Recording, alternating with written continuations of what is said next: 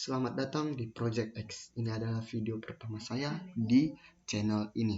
Jadi buat teman-teman sekalian, mohon bantuannya agar channel ini berkembang dan semakin maju dan terus mengupload video-video yang bermanfaat bagi teman-teman. Nah, di sini saya akan membahas tentang cara kerja komputer. Nah, yang pertama ada boot process atau proses booting pada komputer. Proses booting pada komputer adalah proses perjalanan penyalaan komputer awal sampai pengambil alihan sistem operasi secara penuh terhadap perangkat. Nah, di boot proses ada 5 langkah, yaitu power up, power on, self-test, find a boot device, load the operating system, dan yang terakhir transfer control. Nah, kita bahas satu persatu. Power up. Proses menerapkan daya listrik ke mesin atau mengalirkan listrik yang diberi pada power supply. POS, Power on Self-Test. Tes ini memeriksa semua perangkat keras yang terhubung, termasuk RAM dan perangkat penyimpanan sekunder untuk memastikan semua berfungsi dengan baik sebelum BIOS menjalankan sistem operasi. Nah, yang selanjutnya ada Find a Boot Device. Sistem I/O yang sangat penting untuk pengoperasian komputer karena menentukan aturan untuk komunikasi antar CPU dan perangkat lain yang terpasang ke komputer melalui motherboard. Terkadang ditentukan oleh file IOS pada perangkat boot, memberikan ekstensi pada BIOS yang terletak di ROM pada motherboard. Dan yang selanjutnya ada load the operating system. Setelah fungsionalitas perangkat keras dikonfirmasi dan sistem di input atau output dimuat, proses booting mulai memuat sistem operasi dari perangkat boot. OS dimuat ke dalam RAM. Dan yang terakhir ada transfer control. Setelah langkah-langkah sebelumnya dan sistem operasi dimuat dengan aman ke dalam RAM. Proses boot melepas kontrol ke OS. OS kemudian mulai menjalankan rutinitas startup yang telah dikonfigurasi untuk menentukan konfigurasi penggunaan atau eksekusi aplikasi. Dan yang selanjutnya ada bagaimana CPU bekerja. Teman-teman sekalian pasti sudah tidak asing dengan kata-kata CPU. CPU itu Central Processing Unit, yang sering disebut otak komputer. Ya, dia seperti di gambar ini kecil ya, bukan CPU yang besar itu. Nah, kita akan membahasnya di sini.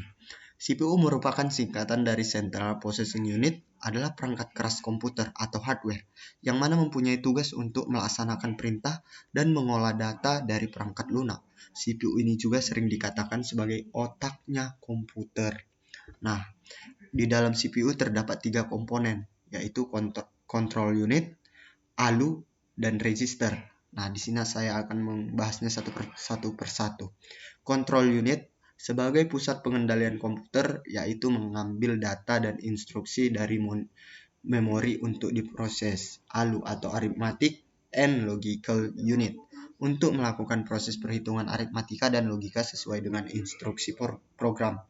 Register sebagai memori dapat menyimpan data atau instruksi yang akan diproses. Yang selanjutnya cara kerja CPU. Pada saat suatu program akan diproses, maka isi dari sebuah program tersebut yang berada di dalam hard disk akan diambil dan dimasukkan ke RAM. Lalu control unit akan membedakan instruksi dan data.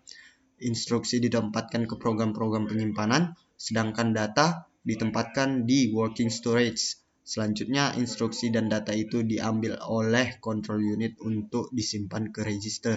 Bila instruksi merupakan perhitungan logika atau aritmatika, maka ia dibawa ke ALU untuk diproses. Hasilnya akan ditampung ke akumulator dan control unit akan mengambilnya dan membawanya ke dalam RAM, yang kemudian ditampilkan hasilnya ke alat output seperti monitor.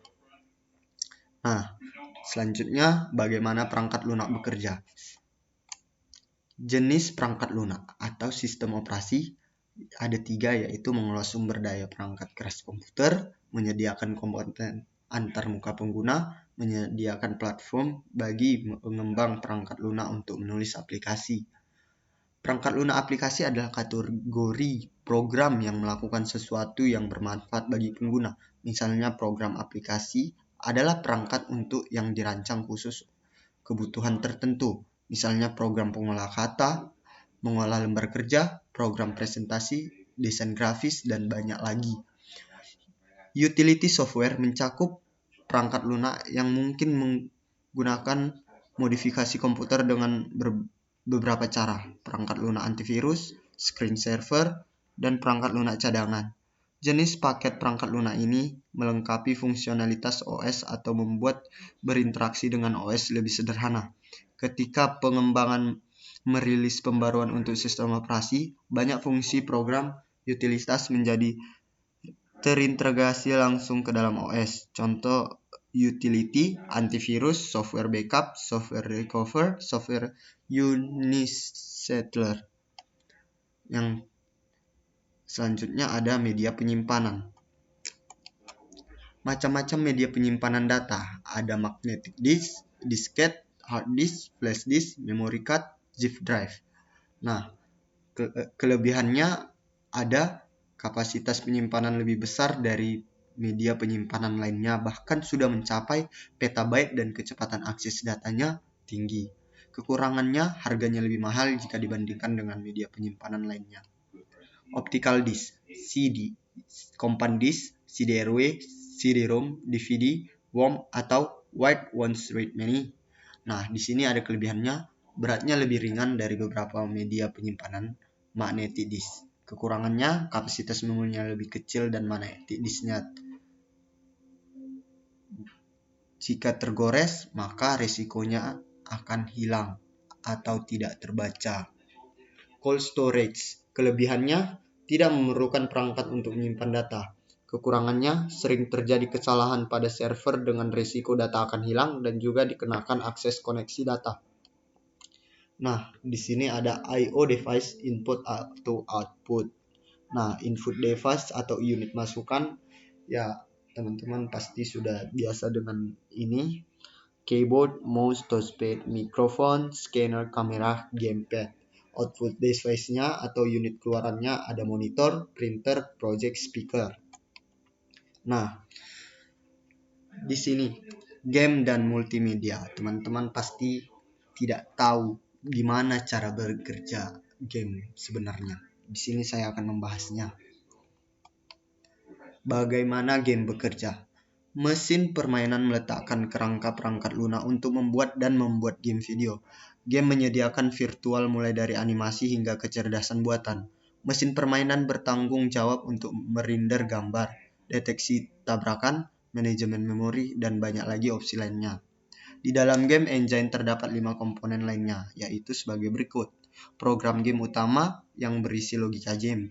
Mesin rendering yang dapat digunakan untuk menghasilkan grafik animasi 3D. Mesin audio yang terdiri dari algoritma yang terkait dengan suara. Mesin fisika untuk mengimplementasikan hukum fisik dalam sistem. Dan yang terakhir, kecerdasan buatan, modul yang dirancang untuk digunakan oleh insinyur perangkat lunak. Multimedia. Multimedia adalah konten yang menggunakan kombinasi berbagai bentuk konten seperti teks, audio, gambar, animasi, video, dan konten interaktif. Multimedia berbeda dengan media yang hanya menggunakan tampilan komputer yang belum sempurna seperti hanya teks atau bentuk cetak tradisional. Di sini ada printer. Printer adalah alat yang digunakan untuk menghasilkan hard copy data dalam bentuk cetakan, baik berupa teks ataupun gambar. Pada umumnya, printer terdiri dari tray dan tonera atau tinta. Tray adalah tempat kita menaruh kertas dan toner atau tinta adalah yang melakukan pencetakan. Perbedaan antara toner dan tinta adalah toner atau laser membutuhkan pemanas untuk dapat mencetak, sedangkan tinta atau inkjet tidak membutuhkan pemanas untuk melakukan pencetakan, tetapi membutuhkan pembersihan pada head print tersebut. Yang terakhir nih ya. Belum yang terakhir. Tahap-tahap kerja printer ada 4 di sini dan saya tidak perlu menjelaskannya, teman-teman pasti tahu. Nah, ini yang terakhir, internet. Sering kita gunakan tapi kita tidak tahu apa itu internet. Internet adalah sebuah jaringan elektronik terbesar di dunia. Dengan internet, seluruh manusia di dunia bisa terhubung. Internet dapat menghubungkan seluruh jaringan komputer menggunakan sistem standar Global Transmission Control Protocol atau Internet Protocol Suite atau TCP atau IP.